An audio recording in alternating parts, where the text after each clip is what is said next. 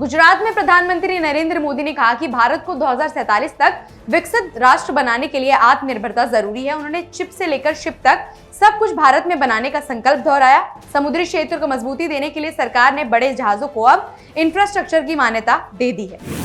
बिहार के गया स्थित विष्णुपद मंदिर में राष्ट्रपति द्रौपदी मुर्मू ने पूजा अर्चना की। मंदिर परिसर में उन्होंने अपने पूर्वजों की आत्मा की शांति के लिए विभिन्न वेदियों पर पिंडदान किया। ये धार्मिक अनुष्ठान भारतीय परंपरा और श्रद्धा का प्रतीक। वायनाड में कांग्रेस सांसद राहुल गांधी ने वोट चोरी के आरोपों पर बड़ा बयान दिया है। उन्होंने कहा है कि कर्नाटक सीआईडी के पास पक्के सबूत है, लेकिन चुनाव आयोग जानकारी देने से बच रहा है। राहुल ने दावा किया कि जल्द ही ऐसा खुलासा होगा जिससे पूरे देश को सच्चाई साफ दिखेगी। दिल्ली में 200 टीडीपी क्षमता वाले पहले बायोगैस प्लांट का उद्घाटन किया गया, जिसे मुख्यमंत्री रेखा गुप्ता ने दिल्ली की बड़ी जरूरत बताया। उन्होंने कहा कि डेयरियों से निकलने वाला हजारों टन गोबर अब नालों में नहीं बहाया जाएंगे, बल्कि इसे प्रोसेस कर ग्रीन और क्लीन एनर्जी में बदला जाएगा। सरकार का लक्ष्य है कि ऐसे और प्लांट खोलकर पूरी दिल्ली को स्वच्छ और हरित दिशा में आगे बढ़ाया जाए। लखनऊ में मिशन शक्ति 5.0 के लॉन्च पर मुख्यमंत्री योगी आदित्यनाथ ने कहा कि ये योजना महिलाओं की सुरक्षा, सम्मान और आत्मनिर्भरता से जुड़ी है। उन्होंने बताया कि 2017 से अब तक यूपी पुलिस में महिला कर्मियों की संख्या 10,000 से बढ़कर 44,000 हो गई है।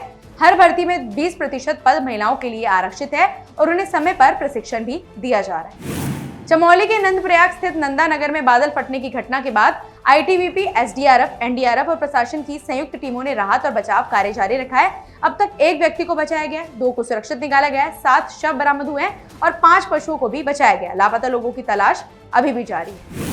झारखंड में कुर्मी समुदाय द्वारा कई स्टेशनों पर रेल रोको आंदोलन शुरू किया गया है, जिसमें राज्य में ट्रेन सेवाएं आंशिक रूप से प्रभावित हुई है। सरकारी प्रतिबंध के बावजूद प्रदर्शन जारी है और यात्रियों को परेशानी का सामना करना पड़ रहा है।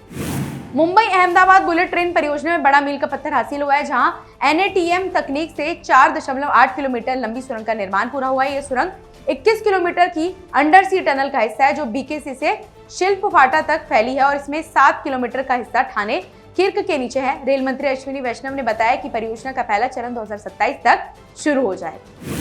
आप नेता सौरभ भारद्वाज ने अमेरिकी राष्ट्रपति डोनाल्ड ट्रंप के उस आदेश की आलोचना की जिसमें H-1B वीजा के लिए कंपनियों को $1 लाख फीस देने का प्रावधान किया गया। उन्होंने कहा है कि भारत के 71% लोग इस वीजा के तहत अमेरिका में काम करते हैं और ये फैसला भारतीयों को हायर करने में बाधा बन सकता है।